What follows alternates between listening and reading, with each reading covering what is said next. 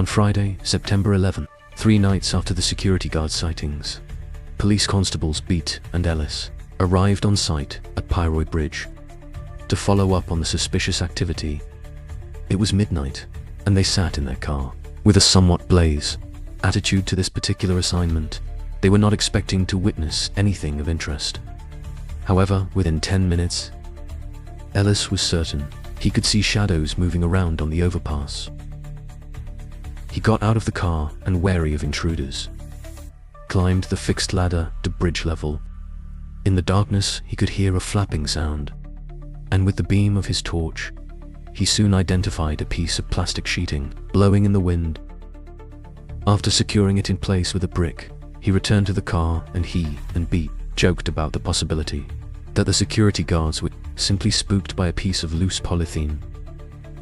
Unfortunately for them, their amusement did not last long.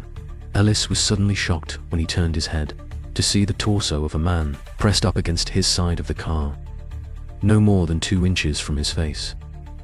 As he shouted in horror, it disappeared, and within seconds, Beat noticed the same apparition appear on his side. No face was visible, with the upper body seemingly cut off of the shoulders. It was wearing a robe, which was tied around the waist with a length of rope. Needless to say, they were both overcome with fear. Before long, the spectre had vanished again, and Ellis bravely exited the vehicle. There was no sign that anyone had been near the car. No footprints, no signs of anyone fleeing the scene. No trace whatsoever. Beat turned the key in the ignition numerous times, but the vehicle refused to start, only adding to the men's panic. The engine did eventually turn over and fired into life.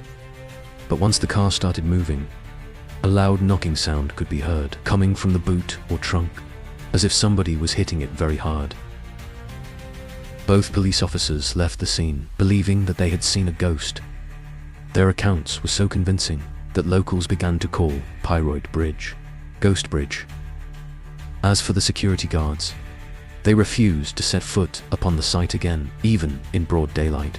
Neither man was ever quite the same after their ordeal, and were forced to quit their jobs. One within 3 days of the sighting, and the other just a couple of months later.